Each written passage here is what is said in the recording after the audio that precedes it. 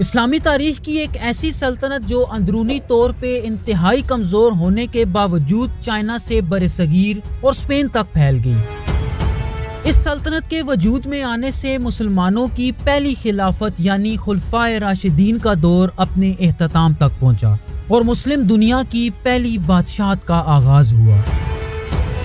اسی سلطنت کے ایک حکمران نے مکہ اور مدینہ کا محاصرہ بھی کیا، جس میں ہزاروں مسلمانوں کا قتل عام کیا گیا، اور اس سلطنت کے وجود میں آنے سے مسلمان شیعہ اور سنی دو فرقوں میں تقسیم ہو گئے۔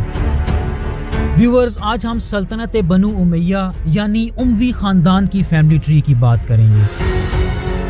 بنو امیہ کے لوگوں کی نسل قریش کے کس شخص سے چلتی ہے اور ان کا بنو ہاشم یعنی نبی پاک صلی اللہ علیہ وآلہ وسلم سے کیا تعلق تھا؟ اسلام آنے کے بعد ان لوگوں کا مسلمانوں سے کیا رویہ تھا اور یہ لوگ اسلام کب لائے؟ حجاج بن یوسف اور فاتح سندھ محمد بن قاسم کا بنو امیہ سے کیا تعلق تھا؟ کیا یہ لوگ بھی اموی خاندان سے تعلق رکھتے تھے؟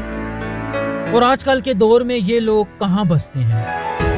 ویورز، میں ہوں احتشام ارشد اور آپ دیکھ رہے ہیں دی انفوٹینمنٹ چینل۔ اس شجرے کو سمجھنے کے لیے ہمیں قریش کے ایک سردار عبد مناف بن قصی پہ آنا پڑے گا، جو 5ویں صدی عیسوی کے درمیانی حصے میں مکہ میں زندگی گزار رہے تھے۔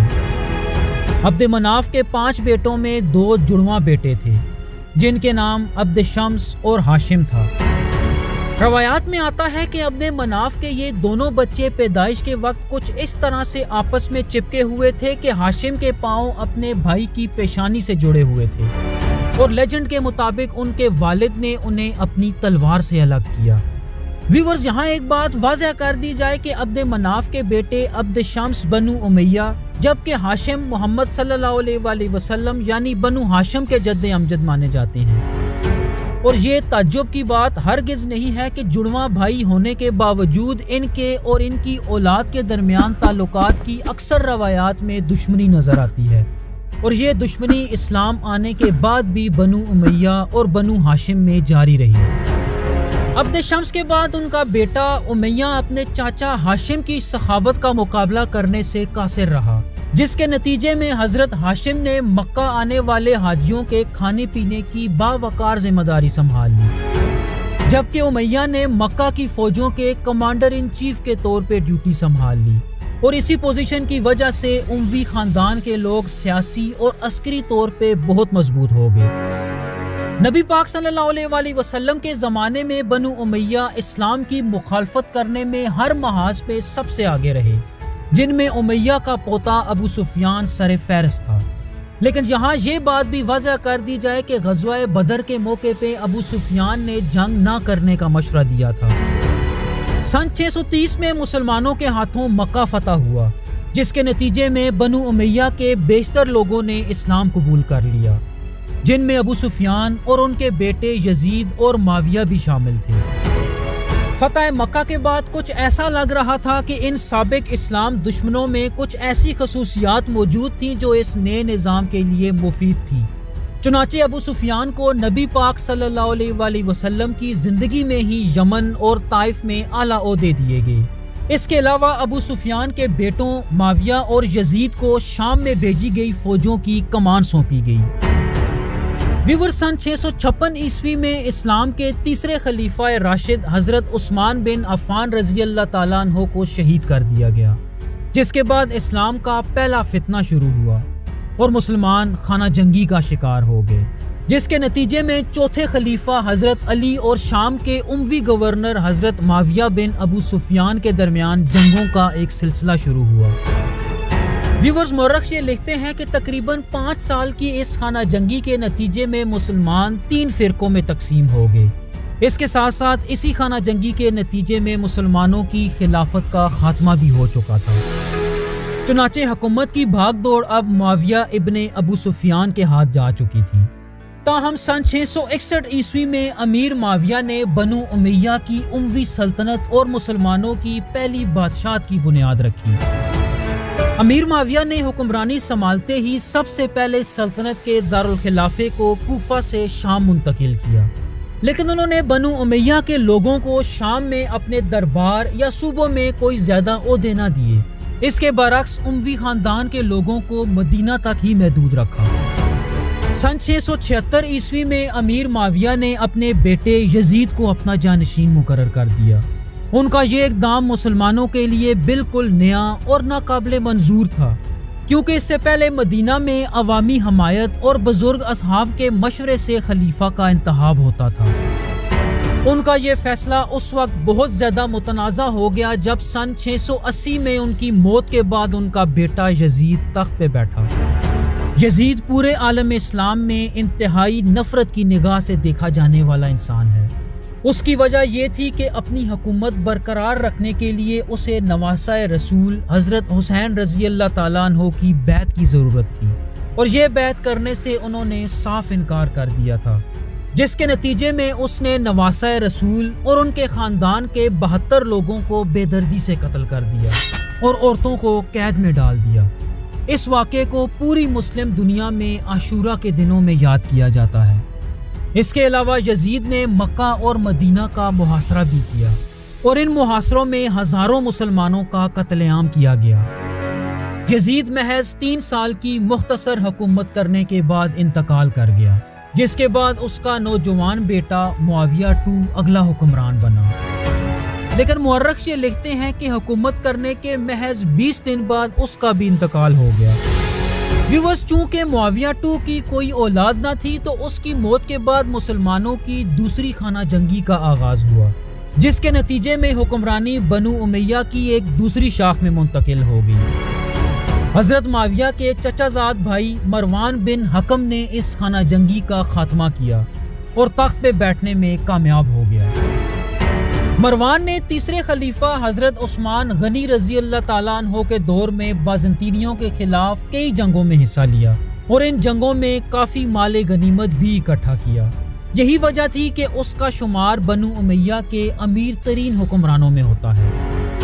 اس کے علاوہ مروان حضرت عثمان کے سیکرٹری کے طور پہ بھی کام کرتا رہا۔ مروان کے بعد اس کے بیٹے عبد الملک کو سلطنت کو ماڈرن یا جدید بنانے والے کے طور پہ جانا جاتا ہے، کیونکہ اس نے سلطنت کے قوانین میں بہت سی تبدیلیاں کی۔ اس کے علاوہ سن 688 میں اسی کے دور میں پہلی دفعہ یروشلم میں مسجد اقصی کا گنبد بھی تعمیر کرایا گیا، جو کہ آج بھی ہمیں اسی شکل میں نظر آتا ہے۔ عبد الملک اسلامی تاریخ کا پہلا حکمران تھا جس نے سکوں پہ اپنا نام نقش کرایا۔ وہ تاریخی لحاظ سے اس لیے بھی بہت زیادہ اہمیت کا حامل ہے کہ اس نے حجاج بن یوسف کو مکہ پہ چڑھائی کرنے کو بھیجا، جو کہ ابن زبیر رضی اللہ تعالیٰ عنہ کے قبضے میں جا چکا تھا۔ حجاج کی فوجوں نے حج کے دوران شہر پہ پتھروں کی برسات کر دی، اور اس حملے میں خانہ کعبہ کو بھی نشانہ بنایا گیا۔ چنانچہ 7 مہینے کے محاصرے کے بعد ابن زبیر خانہ کعبہ کے گرد لڑتے ہوئے شہید ہو گئے، اور شہر امویوں کے ہاتھ چلا گیا۔ حجاج بن یوسف بنو ثقیف سے تعلق رکھتا تھا، جو کہ عرب کے طائف کے علاقے میں بستے تھے۔ اس فتح کے نتیجے میں عبد الملک نے خوش ہوتے ہوئے حجاج بن یوسف کو مکہ کی گورنرشپ دے دی۔ سن 705 عیسوی میں عبد الملک کی موت کے بعد اس کا سب سے بڑا بیٹا الولید اموی سلطنت کا 6واں حکمران بنا۔ اس نے حکومت سنبھالتے ہی اسلامی فتوحات کا سلسلہ دوبارہ شروع کیا، اور یہ اپنی تمام جنگی مہمات کے لیے حجاج بن یوسف پہ ہی انحصار کیا کرتا تھا۔ ولید کے دور حکومت میں اموی فوجیں مغرب میں ہسپانیہ یا اسپین تک پہنچ چکی تھیں۔ اس کے علاوہ حجاج بن یوسف نے سن 712 میں اپنے بھتیجے محمد بن قاسم کو محض 17 سال کی عمر میں برصغیر کی طرف بھیجا، جس کے نتیجے میں موجودہ پاکستان میں سندھ کا علاقہ فتح کر لیا گیا، اور کہا جاتا ہے کہ اسی مہم کی وجہ سے موجودہ سندھ میں دیبل کے علاقے سے اسلام برصغیر میں داخل ہوا۔ لیکن سن 715 میں الولید کی موت کے بعد اس کے بھائی سلیمان نے تخت سنبھالتے ہی اپنے باپ دادا کے لگائے ہوئے تمام گورنرز اور جنرلز کو برطرف کر دیا۔ سندھ میں محمد بن قاسم اور ہسپانیہ میں موسیٰ ابن نصیر کے بڑھتے ہوئے اثر و رسوخ کو دیکھتے ہوئے انہیں بھی قتل کرا دیا۔ اس کے ان اقدامات کے نتیجے میں اموی سلطنت جو بڑی تیزی سے مشرق اور مغرب میں پھیلتی چلی جا رہی تھی وہیں رک گئی۔ لیکن ویور سلیمان نے اپنی موت کے قریب ایک ایسا فیصلہ کیا جس نے سب کو حیران کر دیا۔ اس نے اپنے بھائی یا بیٹے کو اپنا جانشین نامزد کرنے کی بجائے اپنے کزن عمر بن عبدالعزیز کو اگلا حکمران منتخب کر دیا، جو کہ اس وقت مدینہ کے گورنر تھے۔ عمر بن عبدالعزیز کا ذکر ہم خلیفہ دوئم حضرت عمر فاروق رضی اللہ تعالیٰ عنہ کی فیملی ٹری میں کر چکے ہیں۔ ویورز، عمر بن عبدالعزیز حضرت عمر فاروق کی پوتی حضرت لیلا کے بیٹے تھے، اسی لیے انہیں عمر ثانی یا عمر 2 بھی کہا جاتا ہے۔ وہ اموی سلطنت کے 8ویں حکمران تھے اور باقی تمام اموی حکمرانوں کے برعکس انہیں مسلمانوں کا 6واں خلیفہ بھی مانا جاتا ہے۔ انہوں نے اموی معاشرے میں کئی اصلاحات کی اور کرپشن کو ختم کرنے کے لیے بہت سخت اقدامات اٹھائے۔ انہیں اموی حکمرانوں میں سب سے زیادہ متقی اور پرہیزگار سمجھا جاتا ہے۔ حضرت عمر بن عبدالعزیز کے ارد گرد بہت سے علماء موجود تھے اور وہ سلطنت کے مختلف فیصلوں کے لیے اکثر ان سے مشورہ لیا کرتے تھے۔ انہوں نے تاریخ میں پہلی دفعہ نبی پاک صلی اللہ علیہ وآلہ وسلم کی احادیث کو جمع کرنے کا حکم دیا اور سلطنت کے ہر خاص و عام کے لیے تعلیم حاصل کرنا لازم کر دیا۔ جہاں تک ان کی فوجی قیادت کی بات ہے تو انہیں انتہائی امن پسند حکمران سمجھا جاتا ہے۔ ایک اچھا فوجی سپہ سالار ہونے کے باوجود انہوں نے قسطنطنیہ، ایشیا اور یورپ کے علاقوں سے اپنی فوجوں کو واپس بلانے کا حکم دیا۔ اس کی ایک وجہ یہ بھی ہو سکتی ہے کہ شاید وہ پہلے اپنی سلطنت کی اندرونی صورتحال کو بہتر کرنا چاہتے تھے۔